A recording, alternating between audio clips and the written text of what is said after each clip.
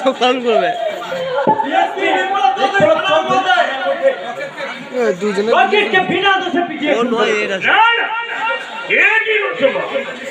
আপনাদের কোনো কিছু ভুল হচ্ছে।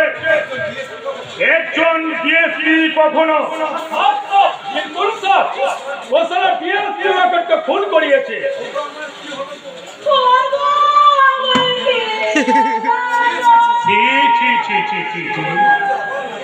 আমার ভাবতে অবাক লাগছে। এই কি আমাদের স্বাধীন ভারতবর্ষ? এই স্বাধীনতার জন্য কি আমরা এত রক্তপাত হয়েছিল? জনগণ আপনারাই স্বচক্ষে দেখুন। রকেট আমাদের ইউনিয়নের একজন সৎ আদর্শবান কর্মী ছিল। সেই রকেটকে বিনা দোষে ডিএসপি বিপ্লব চৌধুরী থানার মধ্যে পিটিয়ে খুন করেছে। রকেট যদি কোনো অন্যায় করে থাকে তার জন্য আদালত আছে। আর ডিএসপি শাস্তি আমাকে বাড়িতে কিছু মা বাবা আছে, তাদের অবস্থা ভেবে দেখুন কি হবে। আর আপনারা বলুন, সত্য বিবাহিত স্ত্রী সুখে দুঃখে একেবারে পাগল হয়ে গেছে বটে।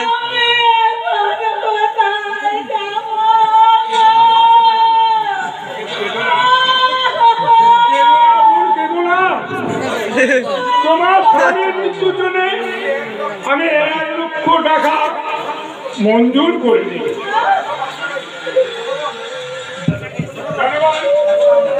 এখন আপনারাই বলুন, ওই ডিএসপির ব্যবস্থা আপনারা কি করবেন? আমরা ডিএসপির পদত্যাগ চাই। ডিএসপি তুমি দূর হটো, তুমি ডিএসপি দূর হটো। কে খুন করেছে রকেটকে? আপনি মিস্টার দত্ত। কাল রাতে আমি লখাবের মধ্যে পিটিয়ে লখাবে খুন করেছে। আর মাঝরাতে ডেড বডিটা জঙ্গলে ফেলে এসছে। আমি নিজের চোখে সব দেখেছি। জনগণ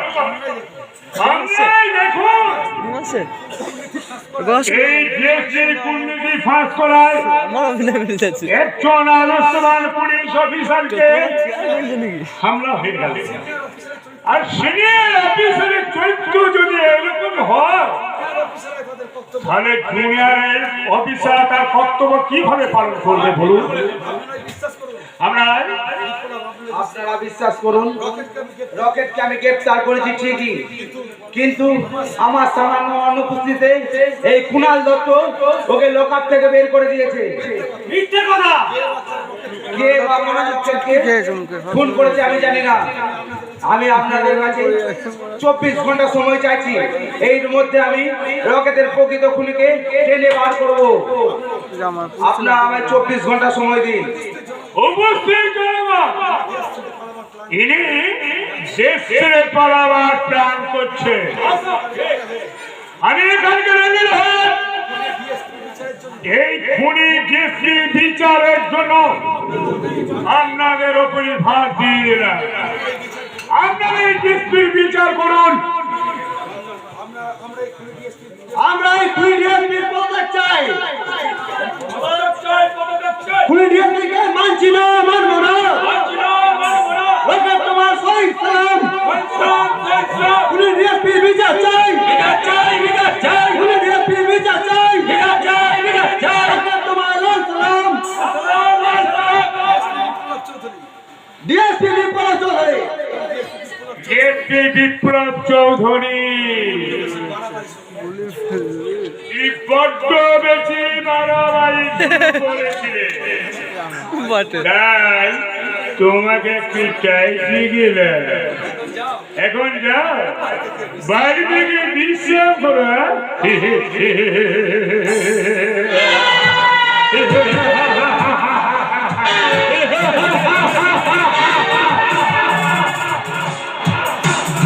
হবে না স্যার, আপনার শূন্যস্থান শিগগিরই আমি কি করবে ওকে?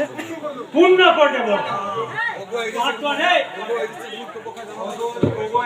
মূর্খ বোকা জনগণ, আমি তোমাদের কাছে মাত্র 24 ঘন্টা সময় চাইছি। আমার একটা দিন সময় দিন, ও একটু শেষ ভিক্ষা আর দিন, নাই। একটু ভিক্ষা দিন।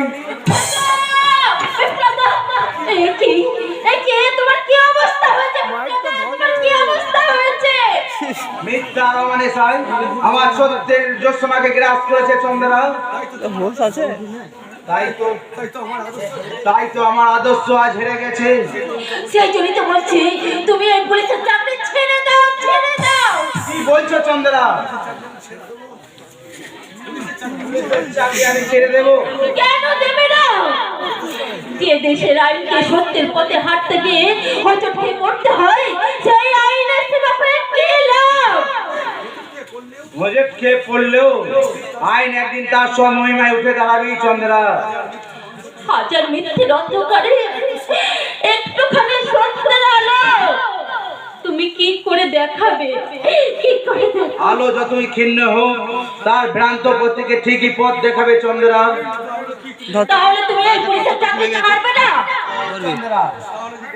তাহলে যে জেঠামণির স্বপ্ন চির স্বপ্নই রয়ে যাবে, আমার আখিরে চির বাঘবন্দি হয়ে রয়ে যাবে, আর তোমার স্বপ্ন যে কোনোদিন পূরণ হবে না চন্দ্রা।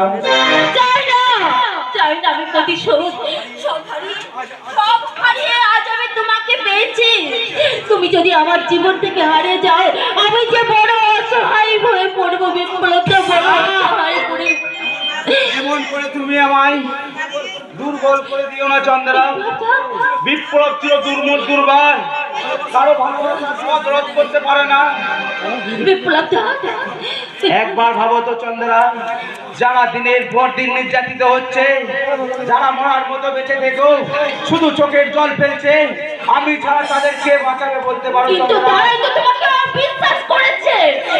বিশ্বাসের আলো জ্বালিয়ে ওদের মনের অন্ধকারকে আমি দূর করবো চন্দ্রা।